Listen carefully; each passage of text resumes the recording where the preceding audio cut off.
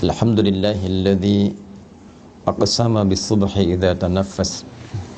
Wassalatu wassalamu ala Rasulillah nabiyyina wa sayyidina Muhammad ibn Abdullah alladzi ub'ida 'anil waswas wa 'ala alihi wa sahbihi wa dhurriyyatihi wa ummatihi ila yaumil mi'ad alladzi nabda'u fihi tanaffus. Wa ba'd. Jamaah sekalian yang dirahmati Allah Subhanahu wa taala. Alhamdulillah, di kesempatan pagi hari ini waktu Indonesia bagian barat di sana dan waktu Jepang di sini 2 jam berbeda, kita lebih cepat, tapi dalam kecepatan 2 jam itu kita masih diberikan kesempatan oleh Allah untuk beriman. Ini nikmat yang penting untuk kita syukuri, karena di antara sekian orang berkehidupan di hari ini belum tentu keseluruhannya bisa mendapatkan anugerah iman. Di antara sekian orang yang mengatakan dirinya beriman kepada Allah, alhamdulillah kita yang masih diberikan kekuatan untuk membuktikan keberimanan kita kepada Allah dengan menunaikan ibadah salat subuh berjamaah di Masjid Indonesia Tokyo ini. Semoga salat kita diterima oleh Allah Subhanahu wa taala. Doa-doa kita diijabah dan zikir-zikir kita insyaallah juga diperkenankan dengan penerimaan yang baik si Allah Subhanahu wa taala. Alhamdulillah, yang pertama ini syukur dan kebahagiaan tersendiri kami diberikan kesempatan kembali untuk membersamai jamaah di Masjid Indonesia Tokyo ini, di masjid yang sama-sama kita berjuang untuk bisa menghadirkannya. Dari awal peresmian juga saya menghadiri dan mengikuti kegiatan dari sejak bahkan Ramadannya, di luar Ramadannya. Dan kita ingin mengingatkan dengan beberapa kawan-kawan yang mungkin masih menggunakan seragam koko kebanggaan dan kebahagiaannya itu, Mas Uwais, Mas Yusuf dan kawan-kawan lainnya. Saya ingin mengingatkan bahwa masjid ini didirikan dengan dasar satu, kolektivitas keislaman yang kuat.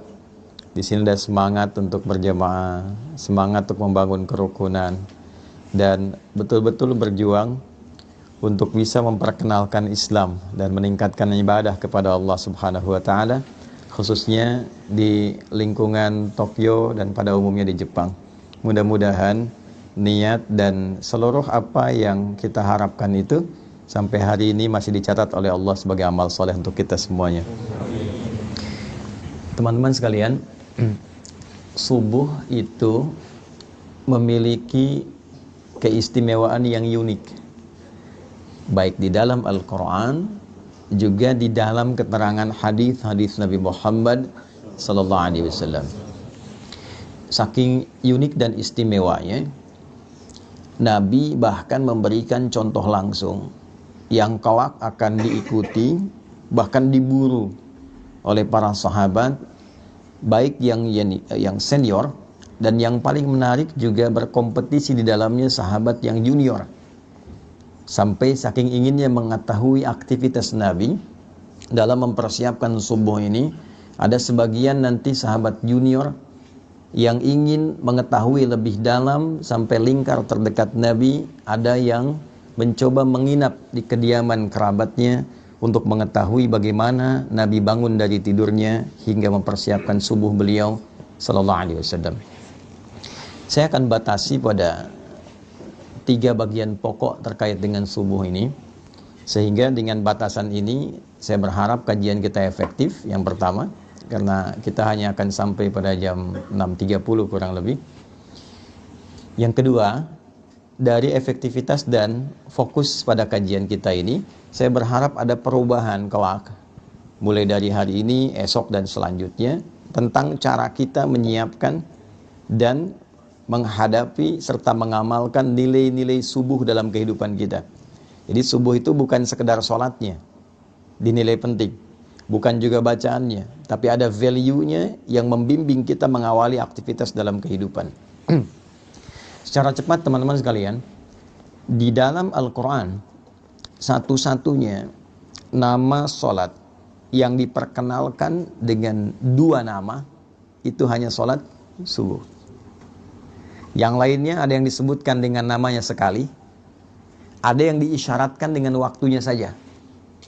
Tapi subuh dia menjadi spesial karena disebutkan kedua namanya sekaligus, yang memberikan isyarat pedoman berkehidupan bagi setiap muslim khususnya dalam mengawali aktivitasnya. Jadi saya buka dengan satu gambaran begini dulu.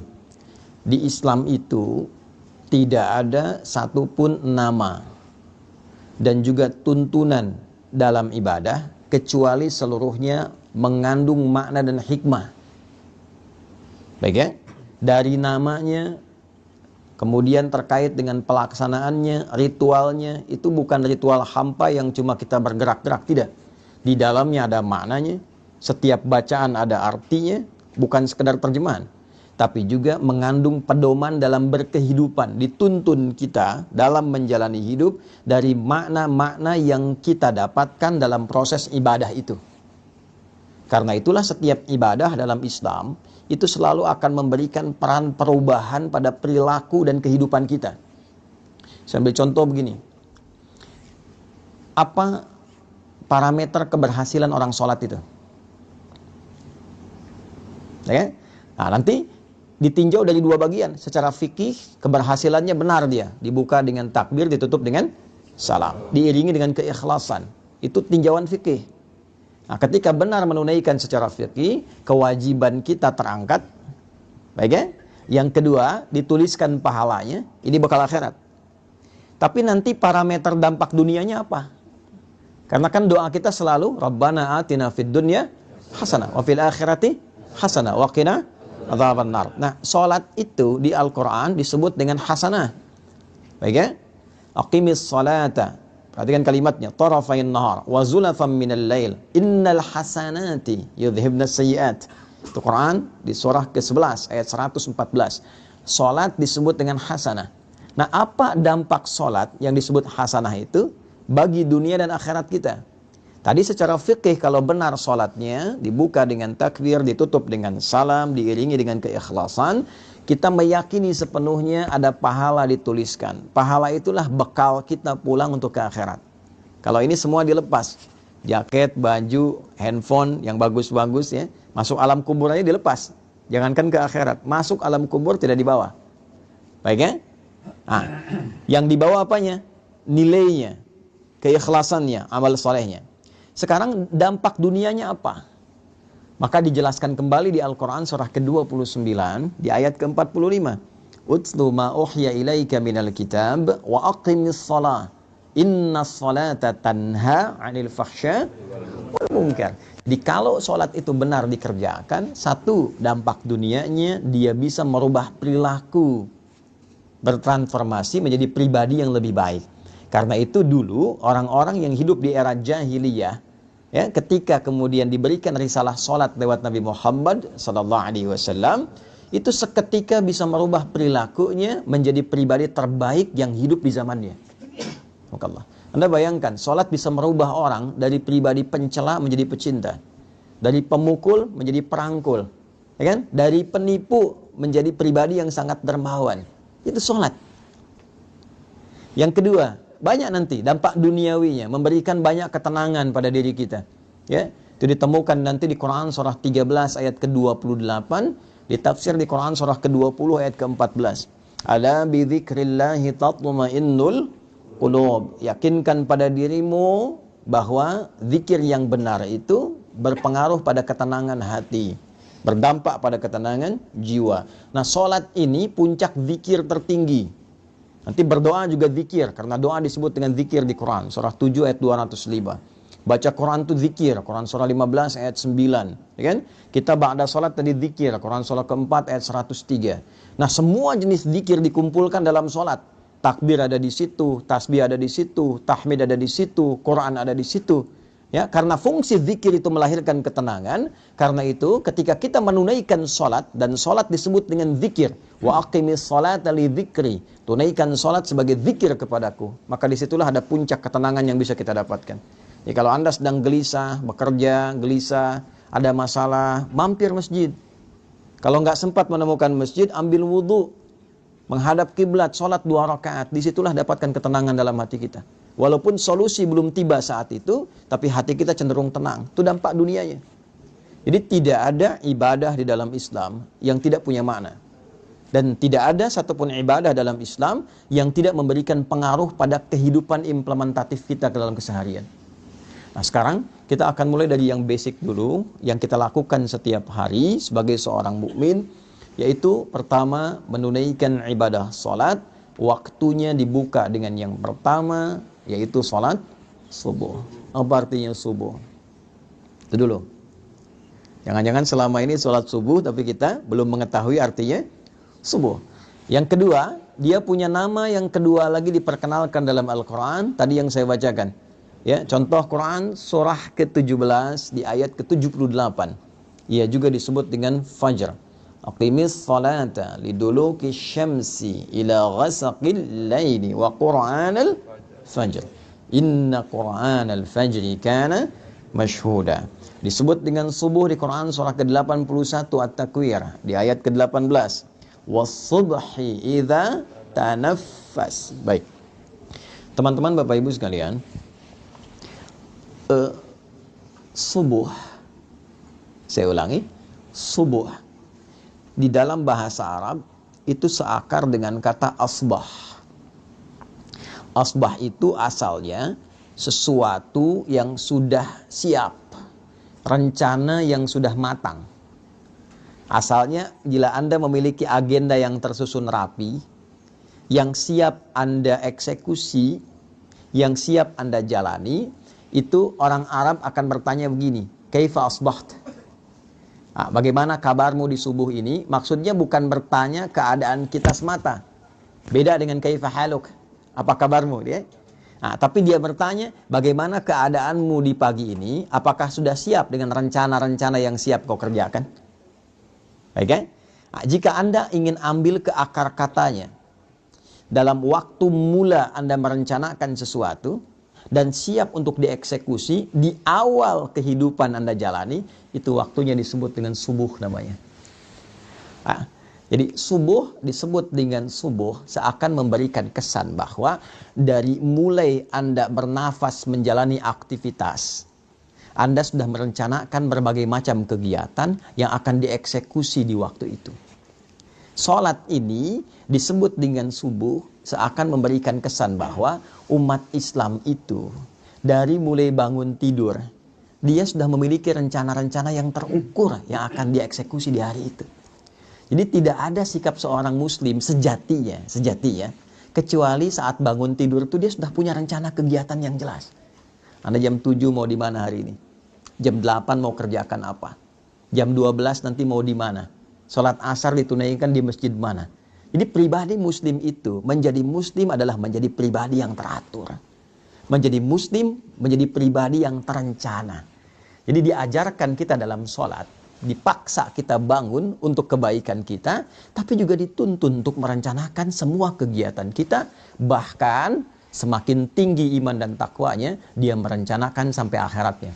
Itu yang dimaksud Quran surah 59 di ayat ke-18. Ya ayyuhalladzina amanu taqullaha wal tanzur nafsum ma qaddamat lighad. Ya, itu disebutkan 361 kali dalam Al-Quran. Huruf nida panggilan, nidaul qarib, mutawassit wal ba'id. Huruf memanggil orang-orang dengan jarak yang dekat, menengah ataupun jauh. Seakan Allah yang katakan begini, hei semua orang yang telah menyatakan dirinya beriman kepadaku, mau kalian merasa bertempat yang dekat, menengah, ataupun merasa di tempat yang jauh? Ayyuha disebutkan 150 kali dalam Al-Quran. Ayyunya munada berfungsi menguatkan, haknya tanbih berfungsi mengingatkan. Aku tegaskan, aku ingatkan pada kalian semua. Alladzina disebutkan 1080 kali dalam Al-Quran. Mencakup laki-laki, perempuan, besar, kecil, tua, muda, apapun strata kehidupannya. Siapapun kalian, besarnya pangkat, tak punya jabatan, apakah merasa hartanya melimpah atau cukup hidupnya, berilmu atau sedikit ilmunya, tanpa kecuali aku tidak bedakan, kata Allah, sepanjang kalian masih menyatakan dirinya beriman. Ittaqullah, tingkatkan dan jaga selalu takwamu kepada Allah. Dan diantara ciri orang takwa itu, wal tanzur nafsum ma qaddamat lighad. Dia memiliki kesiapan-kesiapan rencana sampai persiapan pulangnya kembali pada Allah Subhanahu wa taala. Jadi takwa itu bukan hanya sholat. Ya, takwa itu bukan hanya baca Al-Qur'an. Ya, ketika Anda menyiapkan rencana yang terukur pun, memiliki program-program kehidupan sampai pulang, itu bagian dari takwa. Nah, saya tanya begini, siapa yang pengen ke surga? Angkat tangan boleh. Nah, ya? Yang surganya Firdaus. Nah, Masya Allah. Dah, turun dulu. Yang merasa sudah cukup amalan untuk ke Firdaus. Boleh angkat tangan. Nah, sampai batuk tuh. Yang merasa amalnya masih sedikit. Yang merasa banyak salah, angkat tangan. Tuh, ya. Boleh aneh ya? Nabi Adam itu salahnya satu. Keluar dari surga. Anda salah banyak pengen masuk. Nah, bagaimana memplanning itu? Menyiapkan rencana yang positif sampai kita mendapatkan rahmat Allah. Jadi rumusnya kan turunkan. Turunkan jenis surganya di Al-Quran, ada 8 jenis. Dari Firdaus sampai ke surga yang standar biasa. Tapi mohon maaf, standarnya pun tetap surga. Itu turunkan karakternya bagaimana, amalannya apa saja, tekuni itu dengan profesi kita di bumi. Sampai kita mendapatkan hasilnya. Itulah subuh. Misal, Anda menginginkan surga Firdaus. Karakteristik penghuni surga Firdaus dan amalannya, itu ada misalnya di Al-Quran surah ke-23. Ayat 1 sampai dengan 9. Sampai Anda menemukan kalimat ulaika humul warithun alladzina yarithuna al-firdausa hum fiha khalidun. Ada orang-orang calon penghuni surga Firdaus yang sedang berpetualang di bumi. Nah, siapa mereka itu? Nah, balik ke atas, qad aflahal mu'minun. Ciri pertamanya dia punya iman yang kuat. Subhanallah. Ada amana, amanu, yu'minun, mu'minun, beda. Amana, amanu baru standar keimanan. Perlu dilatih amal soleh terus ditingkatkan. Karena itu ketika amanu dibuka lagi dengan amal soleh, dibuka dengan puasa, dibuka dengan sholat dan seterusnya. Ya, wal asr. Innal insana lafi khusr illa alladzina amanu wa amilus salihat. Ya, maka dipacu lagi dengan amal soleh. Naik nanti yu'minun. Ya, iman yang konsisten dijaga terus. Alladzina yu'minuna bil ghaibi wa yuqimunas. Latihan dia. Setelah merasa nikmat, merasa imannya kuat, ya cirinya salah satunya jangankan yang fardu, ketinggalan yang sunnah saja sudah gelisah itu. Dia berubah jadi mukminun. Karena itu kualitasnya beda. Kalau amana, amanu baru sekedar sholat. Yang penting terpenuhi kewajiban. Kalau sudah mukminun, dia ingin memastikan sholatnya terasa nikmat dan khusyuk. Alladzina hum fi sholatihim khashi'un. Maka Anda boleh menjadi pengajar, boleh menjadi pebisnis, boleh menjadi diplomat, birokrat, tapi dalam saat yang sama, kalau ingin Anda punya rencana ke surga Firdaus, jaga waktu sholat Anda dan tunaikan dengan khusyuk. Firdaus. Kalau sholat biasa, mungkin khusyuknya standar. Tapi pengen ke Firdaus, berusaha terus selama hidup dalam level kehusyuan yang tinggi yang mampu kita lakukan. Ya, walladzina hum 'anil lagwi mu'ridun, yang enggak penting-penting tepikan. Nah, itu dibuat rencananya secara terukur. Kita tuh punya visi panjang loh, bukan cuma dunia. Sampai akhirat, akhiratnya turunkan, jadikan panduan berkehidupan. Nah, itulah yang dimaksud Quran. Surah ke-81, ayat 18. Wasubhi idza tanaffas. Dan aku bersumpah, kata Allah. Pakai kosam tuh. Demi waktu subuh. Yang mengiringi setiap nafas yang keluar, yang baik, yang dengan itu keluarlah produktivitas amal soleh setiap makhluk. Allah kasih contoh. Maaf, setiap subuh itu diberikan semua contoh kehidupan kita. Tumbuhan, nafas pertamanya keluar oksigen. Ya, dia serap karbon dioksida, dia keluarkan oksigen pagi hari. Saya waktu di Utrecht di Belanda itu, setelah ada sesi mengajar itu, saya tinggal di satu flat apartemen, itu depannya itu bagus sekali hutan lindung yang terjaga, sehingga udaranya bagus. Saya ingin buktikan bagaimana ayat ini bisa terasa dalam fenomena alam. Saya keluar kurang lebih 2-3 menit sebelum waktu subuh. Itu udara yang terasa, masih terasa karbon dioksidanya, belum segar. Tapi begitu masuk waktu subuh, wasubhi idza tanafas, ganti. Oksigen mulai muncul, segarnya mulai muncul. Jadi Anda bisa bayangkan, tumbuhan saja dimulai waktu subuh, dia sudah punya rencana yang terbaik untuk memberikan manfaat dalam kehidupan. Ayam subuh sudah berkokok, kan? Binatang, angin, subuh, sepoi sudah bertasbih. Jadi Anda bayangkan, makhluk yang tidak dihisab, dia punya rencana strategis dalam hidupnya dan sudah memberikan manfaat di awal aktivitasnya. Saya, Anda, kita, yang jelas dihisab dari ujung kepala sampai ujung kakinya, yang menginginkan berada di surga Firdaus di awal masa transit sampai tinggalnya di akhirat nanti. Maka ditanya oleh Allah, tanya balik tuh, apa yang kau siapkan? Rencana apa yang kau punya di awal bangunmu, di awal nafas kehidupan yang kau akan jalani? Jangan-jangan tumbuhan yang tidak dihisab memberikan manfaat, manusia yang dihisab justru belum punya rencana manfaat yang bisa ditebarkan dalam kehidupan. Maka kita diajarkan dari awal, ya, saking pentingnya rencana-rencana yang baik ini, maka Al-Quran meminta kita menyiapkan bahkan sebelum subuhnya. Ya, saya mulai dari hadis Abu Daud, nomor hadis 1367. Nanti diriwayatkan oleh sahabat mulia yang junior, namanya Abdullah, anaknya dari paman Nabi SAW Abbas bin Abdul Muttalib radhiyallahu ta'ala anhu. Perhatikan kalimatnya, beliau meriwayatkan, dan riwayat ini sangat penting, dari 2000 riwayat yang pernah beliau sampaikan. Qala Ibnu Abbas radhiyallahu ta'ala anhuma qala kana an-nabiy sallallahu alaihi wasallam. Ibnu Abbas ini meriwayatkan hadis ini sampai beliau meminta menginap di rumah bibinya Sayyidah Maimunah. Jadi kalau nanti Anda yang umrah atau haji, mudah-mudahan yang belum bisa segera ya untuk berangkat, itu tidak cukup dengan amin, nabung tuh ya. Nabung berdoa ya. Nanti kalau sudah berangkat, Anda cari namanya pintu Babus Salam. Dari Zamzam patokannya belok kanan, ada pintu 26 yang kiri gate Ismail, di samping yang ada istana raja tuh, Jabal Qubais. Masuk ke kanan, lurus dulu setelah gate Ismail, nanti sedikit lagi 27, 28 bertemu pintu gate Nabi namanya. Tandanya yang ada jembatan ke arah masjid dari istana itu. Ada tulisan gate Nabi, Babun Nabi. Disitulah kediaman Sayyidah Maimunah radhiyallahu taala anha, dan disitulah Nabi berkehidupan tinggal setelah Sayyidah Khadijah wafat. Ya, letak rumah Sayyidah Khadijah di depan yang pintu Marwah. Ya. Nah di gate Nabi ini beliau pernah tinggal di kediaman Sayyidah Maimunah. Ibnu Abbas kecil tinggalnya di samping pintu Babus Salam. Jadi kalau turun Babus Salam, gate Nabi, gate Ali, Babus Salam, turun ada eskalator sebelah kiri dan kanan, tangga manual. Ada satu kursi warna merah tuh di depannya itu.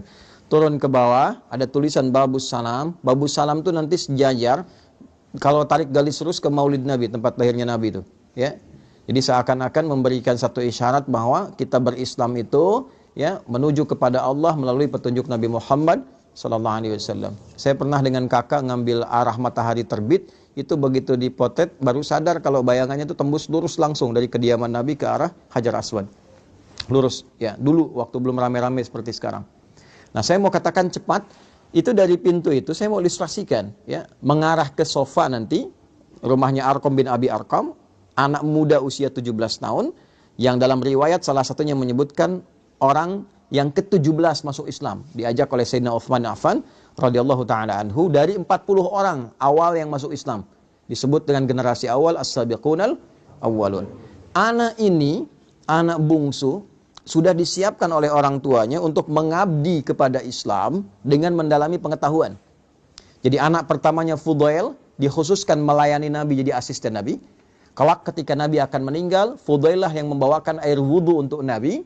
Saat berwudu, kemudian beliau sudah selesai dan wafat kemudian hari ya di pangkuan Sayyidah Aisyah radhiyallahu taala anha. Adiknya yang bungsu ini yang disiapkan oleh ayahnya untuk mendalami Islam, khusus terkait dengan Quran dan kepribadian Nabi.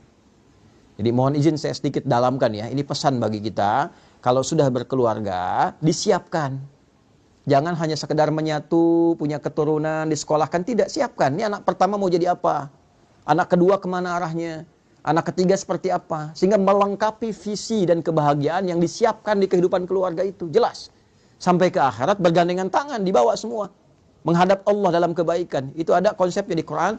surah ke-13 ayat 23 sampai 24. Kalau Anda bisa menyiapkan begitu, itu disambut oleh malaikat saat masuk ke surga, di semua pintu surga. Ya, nanti di akhir saya tajamkan itu.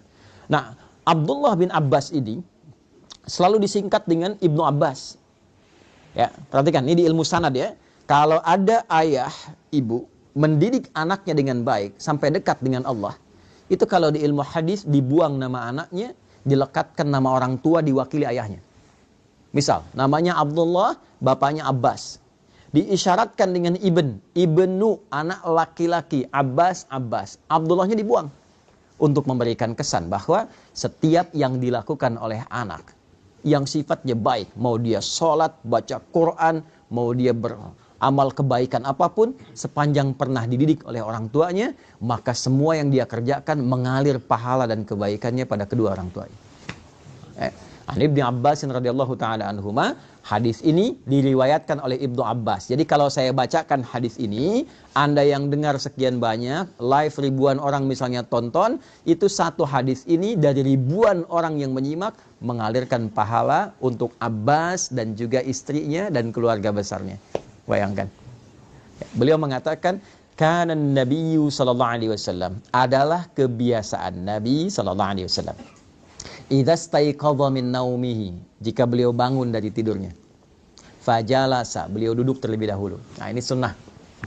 Nah, jadi bangun tidur terus duduk ya, bukan mandi. Nggak ada orang tidur bangun langsung mandi.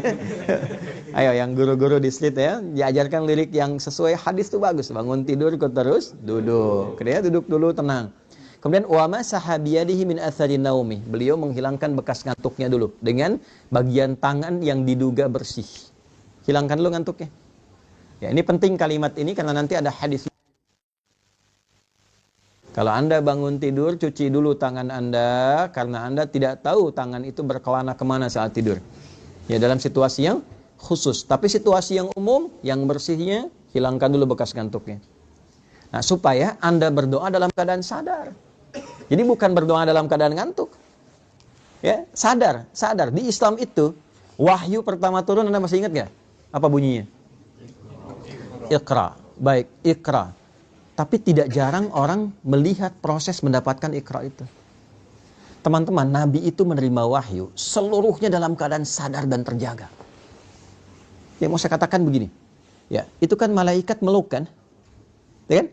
Di Gua Hira kan, sendirian Nabi dipeluk oleh malaikat, menyamar jadi laki-laki, dikatakan Iqra. Saya tanya gini lah, kalau Anda sedang sendirian di luar, tiba-tiba ada yang meluk dari belakang. Iqra. Perasaan Anda gimana? Ngeri ya? Nabi stabil, Nabi tidak pingsan. Nabi kuat menerima itu dan diterima dalam keadaan sadar.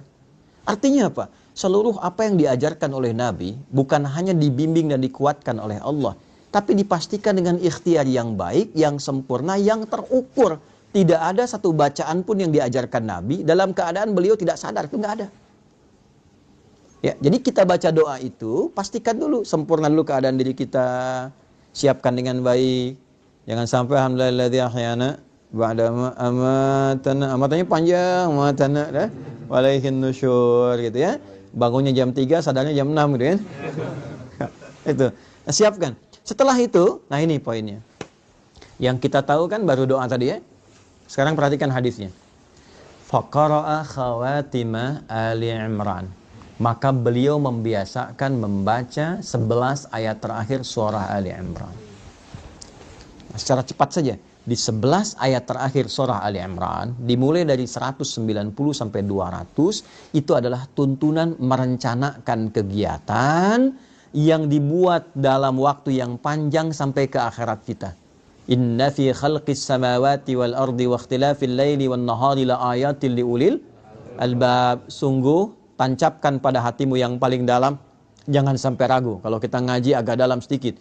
Inna harfu nasbin wa taukidin tansibul isma wa tarfa'ul khabara mabniyun 'alal fathi la mahalla lahu minal i'rab. Inna itu berfungsi untuk menguatkan pesan agar disampaikan kepada hati kita. Kuatkan, jangan sampai goyah. Dibuka hikmahnya, makanya alamatnya fathah, ya kan? Kalau dia nanti sifatnya mudzakkar salim, pakai ya untuk dikuatkan, diikat dengan baik, ya, ikat pada hatimu. Sungguh tancapkan pada hatimu yang paling dalam. di balik hikmah penciptaan langit dan bumi dan seluruh kegiatan berganti siang dan malam, ada orang-orang yang paham substansi kehidupan. La ayatil liulil ulul albab, itu yang mengerti esensi hidup. Paham. Nih, Anda mesti mengerti, Anda kesini untuk apa? Anda ngajar mau cari apa? Anda bekerja untuk apa? Ya, ada orang-orang yang saking pahamnya kalimat, baru disebutkan satu kata, dia mengerti arahnya mau kemana itu. Itu ulul albab namanya. Lub. Ya, tahu kelapa. Kelapa itu kan ada luarnya ya, kulit, ada serabutnya, ada batoknya, ya kan? Ada kemudian di dalam, dari daging luar, ada yang paling dalam yang enak tuh, yang halus lembutnya, itu lub namanya, lub. Ya, ada orang-orang yang mengerti ketika mau beli kelapa, dia ketok-tek. Ya, dia untuk apa? Dia tahu isinya mana yang bagus tuh. Yang nggak tahu, lihat kulitnya aja. Oh, kalau hijau, besar, bagus, ambil. Ternyata dalamnya kurang enak, gitu kan? Nah, itu ada orang yang demikian, dia nggak ngerti kehidupan. Yang penting makan, minum, tidur, selesai. Ya, gitu lagi. Habis bangun, bangun lagi. Habis tidur, bangun lagi. Bangun, tidur lagi. Makan, tidur, bangun, selesai. Ya, ada yang demikian. Nah, itu serabut. Ya, ada yang cuma ngumpulin uang, kumpulkan banyak pesta dan sebagainya. Itu batok kelapa. Dunia aja. Ya, yang ngerti pesan tentang kehidupan, dia paham. Dia mau kemana berangkat. Anda dari Indonesia mau ke Jepang, Anda siapkan bekal, Anda nabung dan sebagainya. Anda akan tinggalkan dunia, pindah ke alam baru. Tabungan Anda apa? Persiapan Anda apa? Kan? Makanya orang-orang yang paham esensi kehidupan, itu jadi tanda bagi dia, semua yang terjadi, seluruh aktivitas dia, itu tanda positif bagi dia untuk menyiapkan bekal kembali pada Rabbnya. Alladzina yadhkuruna Allah qiyaman wa qu'udan wa 'ala junubihim wa yatafakkaruna fi khalqis samawati wal ard. Maka tafakur itu adalah meruntutkan ya segala jenis aktivitas, disusun dari awal secara sistematis. Kalau belajar dari akibat disebut tadabbur namanya. Menganalisis disebut dengan tanadzur. Tapi tafakkur dari kata tafakkara yatafakkaru. Ya, mengambil semua rencana kegiatan, disusun dengan rapi, ya, dimitigasikan untuk dipraktekkan. Jadi ada orang-orang yang menjalani kehidupan yang seluruh aktivitasnya tersusun rapi kata Allah. Ya, apapun itu, di siang dia punya agenda, di malam dia punya agenda, dan dahsyatnya dia siapkan itu bersamaan dengan zikir mengingat Allah Subhanahu wa taala. Ya, terima kasih ya Allah yang telah memberikan saya kesempatan hidup, memberikan kesempatan pada saya menyusun kegiatan, lihat langit ingat Allah, kan? Lihat anak ingat Allah sebagai titipan. Itulah ulul albab. Ya, sampai dengan nanti ayat ke-200-nya. Jadi dimulailah aktivitas itu sebelum subuh, Nabi bangun, merencanakan kegiatan itu, persiapan warming up menunaikan sholat tahajud. Demi apa? Demi membawa agenda yang disiapkan di subuh itu menghadap Allah. Apa tandanya agenda itu telah siap dibawa menghadap Allah sebelum dieksekusi? Jadi idealnya begini, disusun dulu tuh, besok mau ngapain. Sudah disusun, baru kita berdoa kan? Alhamdulillahilladzi ahyana ba'dama amatana. Terima kasih ya Allah memberikan kesempatan aku menjalani kehidupan sesuai dengan ajalku. Setelah engkau tahan sementara tadi nyawaku dalam tidurku. Perhatikan, wa ilaihin nusyur. Ini kalimat ini mahal. Dan aku berjanji ya Allah untuk mencari bekal positif sebagai persiapan pulang menghadap kembali kepadamu. Nusyur itu dari kata nasyara, artinya menyebar untuk kembali. Jadi kalau Anda nyebar, balik lagi ke sini pekan depan, itu namanya nasyara, nusyur. Ya, penyebaran spesifiknya disebut intasyara, menyebar, intasyara yantasyir. Nah, kita ini menyebar untuk balik ke Allah, maka kita katakan wa ilaihin nusyur. Jadi setiap kali Anda bangun tidur, kita katakan ya Allah, saya pengen cari bekal yang baik hari ini sebagai persiapan pulang menghadap kepadamu. Nah, persiapan itulah yang kita rinci satu-satu. Ya, jam sekian saya bangun, kerjakan ini. Sebelum kita eksekusi, bawa dulu itu menghadap Allah, supaya dibacakan oleh kita. Minta kemudahan, minta kelancaran, minta perlindungan. Semua bacaan yang kita bacakan itu disebut dengan Quran dalam bahasa Arab. Zikir itu Quran. Ya kan? Doa itu Quran.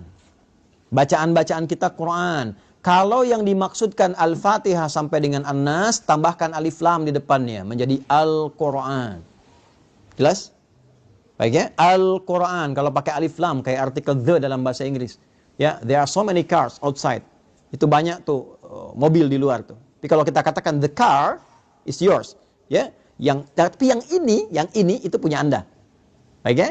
Itu kayak artikel Al-Quran khusus untuk firman Allah yang disampaikan melalui malaikat Jibril pada Nabi Muhammad SAW dari Al-Fatihah sampai An-Nas, berpahala dan beribadah kita dalam membacanya. Itu Al-Quran. Tapi kalau Quran itu semua bacaan yang kita sampaikan pada Allah. Ya, agenda kita, doa kita, harapan kita, zikir kita, istighfar kita itu digabungkan semua jadi apa? Quran. Maka susun itu agenda kita, harian kita. Nanti tandanya apa? Saat matahari sudah memancarkan sinar pertamanya, membelah kegelapan malam. Pancaran sesuatu pada yang positif, membuka sesuatu yang terang pada nilai kebaikan disebut fajar namanya. Pancaran yang negatif, yang mengarahkan pada keburukan disebut fujur namanya. Ada fajar, ada fujur. Pancaran materi yang keluar secara fisikal, memancar tuh dari bawah ke atas disebut infajar namanya. Tiga-tiganya ada di Quran. Contoh, Anda mau bor tanah ya supaya keluar air misalnya. Ya, begitu Anda bor, keluar airnya. Itu bahasa Arabnya namanya infajar. Nabi Musa punya tongkat dipukulkan ke batu, ya, maka batunya terbelah keluar 12 mata air. Al-Baqarah ayat 60, wa idzistasqa Musa liqaumihi faqulna idrib bi'asakal hajar fanfajarat minhu 12 aina, infajar, keluar 12 mata air. Ya, tongkat Nabi Musa kayu dipukulkan ke batu, kuat batu secara material. Tapi ketika tongkatnya mukjizat dipukul batunya yang belah. Ya, keluar 12 mata air. Anda punya tongkat emas, pukulkan ke batu, ya, keluar 12 air mata tuh, pecah tongkatnya. Nah, fujur itu pancaran negatif yang keluar dari nafsu, nih. Jadi ada takwa, pancaran positif, ada fujur, pancaran negatif. Ya, provokatornya setan. Kalau takwa, supporternya malaikat. Nanti malaikat disebutkan 88 kali, setan disebutkan 88 kali. Quran surah 91 ayat 7 sampai 10, wa nafsin wa ma sawwaha fa alhamaha fujuraha wa taqwaha. Allahu akbar, Allahu akbar. Jiwa takwa aktif. Sudah adzan ya? Enggak terdengar adzan, tetap aktif. Subuh siap-siap. Besok jam sekian. Ya kan? Tapi begitu Anda sudah siap, adzan terdengar, selesai adzan, nah jiwa fujur muncul lagi. Tenang baru adzan. Belum qomat, ya kan? Waktunya masih panjang, pernah begitu? Nah, itu fujur namanya. Itu kan pancaran dari tubuh kita memancar tuh. Nanti keluar dari sini itu aktif juga. Begitu keluar lihat tuh kan, sepatunya bagus yang itu ya. Aktif itu. Ya, nah itulah perjuangan kita ngontrol itu. Nanti pancaran keburukan disebut fujur, pancaran kebaikan secara material fisik bendanya ada disebut dengan infajar. Tapi kalau memancar sesuatu, membuka celah kebaikan, membuka sebuah terang, ya, memberikan dorongan-dorongan positif untuk memulai satu aktivitas disebut fajar namanya. Maka diperkenalkanlah kemudian waktu ini selain subuh, waktu kita membawa agenda, datang kepada Allah, tandanya apa? Fajar. Matahari sudah mulai memancarkan sinar pertamanya, membelah kegelapan malam sebagai tanda aktivitas akan dimulai. Maka bacaan-bacaan Quran kita dibawa di waktu itu menghadap kepada Allah untuk minta petunjuk, kemudahan, kelancaran, dan keberkahan. Itulah yang dimaksud Quran surah 17 ayat 78. Aqimis salata liduluki syamsi ila ghasaqil laili wa qur'anal fajr. Bukan wal Quran tapi wa qur'anal fajr. Kenapa di situ fajar itu diikuti dengan Quran? Padahal bisa Allah mengatakan begini, aqimis salata liduluki syamsi ila ghasaqil laili wal fajri. Selesai. Kenapa ada Qurannya? Untuk menunjukkan keistimewaan khusus yang melekat di waktu subuh. Jadi jangan biarkan subuh itu menyendiri dengan penunaian sholat saja. Agenda Anda bawa. Ya, harapan-harapan bawa dalam subuh. Makanya ada orang yang nunggu subuh sambil istighfar. Ya, waktu singkat menjelang subuh itu namanya sahar. Tadi saya baca di Quran rakaat kedua, Quran surah 51 ayat 18. Wabil ashari hum yastaghfirun. Ada orang-orang calon penghuni taman surga yang kebiasaannya nunggu subuh sambil istighfar. Salah satu amalnya. Istighfar sambil subuh. Nungguin enak tuh. Tiba-tiba muncul subuh. Ya saking pengennya, dia dekat dengan waktu subuh, tak ketinggalan, dia istighfar terus. Datang, dia sudah siapkan agenda. Jadi menghadap Allah itu bukan sekedar kita datang menunaikan sholat, ya itu penting. Menggugurkan satu kewajiban. Selesai. Tapi kalau kita ingin dapat manfaat yang value-nya dibawa ke kehidupan dunia, bawa agenda kita yang kita siapkan, bahkan dari malam. Bawa, siapkan, disitulah kemudian kita sujud, minta sama Allah. Ya Allah, mudahkan urusan saya, lancarkan hidup saya, lindungi saya di sini sampai selesai tugas saya, jadikan keluarga saya 1, 2, 3, 4. Itu bukan sekedar bacaan biasa, karena seluruhnya langsung disaksikan oleh Allah dan seluruh malaikat yang bertugas di semesta. Inna Qur'anal fajri kana masyhuda. Yakinkan pada dirimu bahwa seluruh bacaan-bacaan yang disampaikan di waktu fajar itu dipersaksikan. Kata Nabi, atau kama qala sallallahu alaihi wasallam, inna malaikatal laili wa malaikatan nahar tajtami'u fi waqtil fajri. Atau kama qala sallallahu alaihi wasallam, malaikat yang bertugas di malam hari dan bertugas di siang hari seluruhnya berkumpul di waktu fajar untuk menyaksikan apa yang kita mohonkan kepada Allah. Itu bedanya. Makanya Nabi itu selalu mendorong tuh. Ayo. Ya Allah berkahi umatku yang memanfaatkan waktu awal fajarnya. Ya, pernah dengar Abdullah bin Abi Umi Maktum? Pernah dengar? Abdullah bin Abi Umi Maktum? Ya, saya persingkat sampai di sini. Perhatikan, beliau sahabat senior, fisiknya terbatas, pandangannya terbatas karena nggak bisa melihat, keadaan rumahnya terbatas, jaraknya dari masjid tidak terlalu dekat. Tapi beliau pribadi ahli masjid, senang i'tikaf. Zuhur ke asar i'tikaf, asar ke maghrib i'tikaf. Ya, maghrib ke isya i'tikaf. Problemnya subuh. Karena jarak isya ke subuh, ya itu juga cukup jauh. Masjidnya tidak sebaik seperti yang kita dapatkan di masjid kita sekarang. Alasnya tanah. Atapnya tadinya kosong, terus ditutup oleh daun-daun kurma. Batangnya pelepah kurma. Ya. Tingginya itu sekitar sab'ina dzira'. Sab'ina dzira' itu berarti 3,5 meter ke atasnya. Ya, jadi kalau masuk ke Masjid Nabi pada waktu itu pas di atas kepala sedikit, tangan bisa pegang. Ya kan? Nah, yang paling menarik teman-teman sekalian, dalam situasi itu beliau masih pengen i'tikaf, datang di awal waktu subuh. Cuma karena nggak bisa, datang ke Nabi begini. Ya Rasulullahi, atau kama qala aliyya rukhsah. Ya Nabi, saya senang ke masjid. Saya pengen jadi ahli masjid. Cuma saya terbatas. Jarak rumah ke masjid tidak terlampau dekat. Mata nggak bisa lihat. Ya, subuhnya juga tidak mudah. Boleh nggak saya punya rukhsah, keringanan, supaya menunaikan subuhnya di rumah?